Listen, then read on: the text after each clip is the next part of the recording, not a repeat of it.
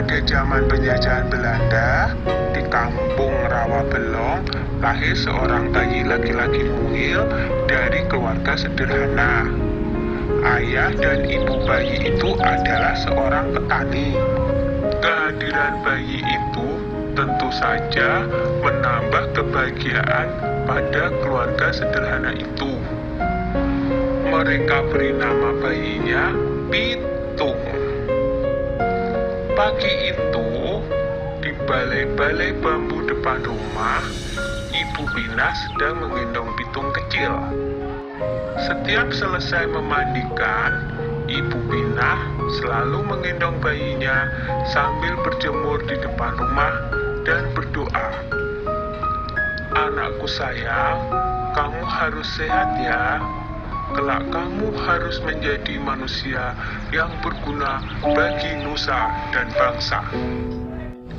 Tak terasa, Pitung mulai menginjak usia remaja. Selain belajar mengaji, ia juga belajar ilmu bela diri.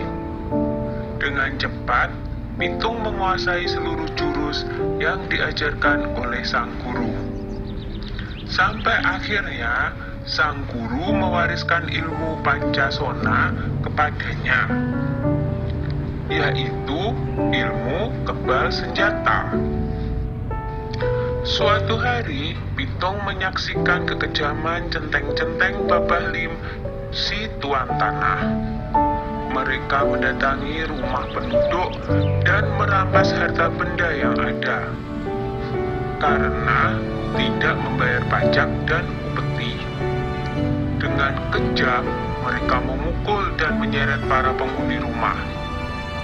Hati kecil Pitung terpanggil untuk menolong mereka. Ini adalah saat pertama Pitung membela orang lemah. Pitung gak tega melihatnya. Hai centeng-centeng, kenapa kalian merampas harta orang dan menindas orang yang tak berdaya? Kalau berani, sini, lawan aku, tantang Pitung.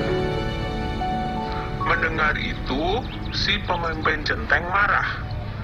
Hei anak muda, berani-beraninya kau menghalangiku. Rasakan ini, hardiknya kepada Pitung.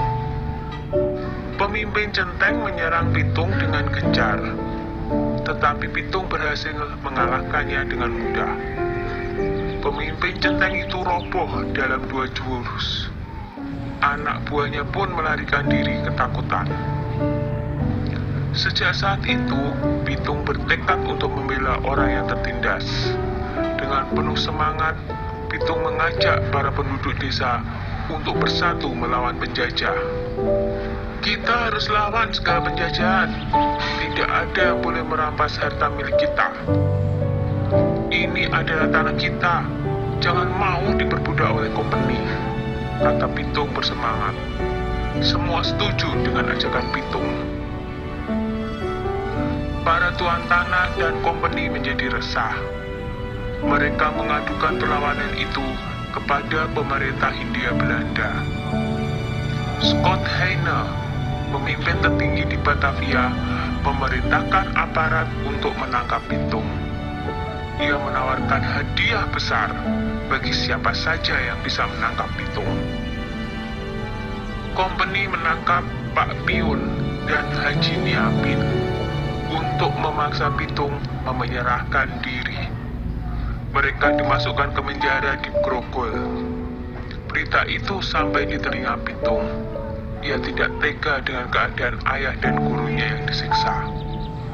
Pitung membuat perjanjian dengan kompeni untuk menyerahkan diri dengan syarat ayah dan gurunya dibebaskan dari penjara.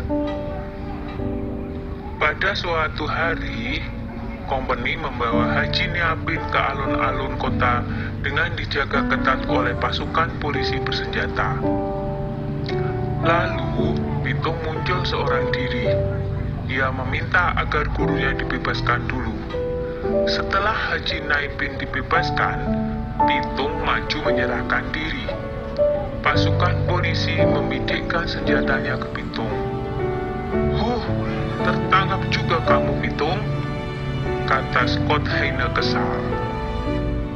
Hahaha, aku tidak takut menghadapi pengecut seperti kalian, jawab Pitung. Scott Heine marah dan ia langsung memberi tanda kepada pasukan untuk menembak. Dor, dor, dor, Pitung pun roboh bersimpah darah. Pitung gugur sebagai seorang satria.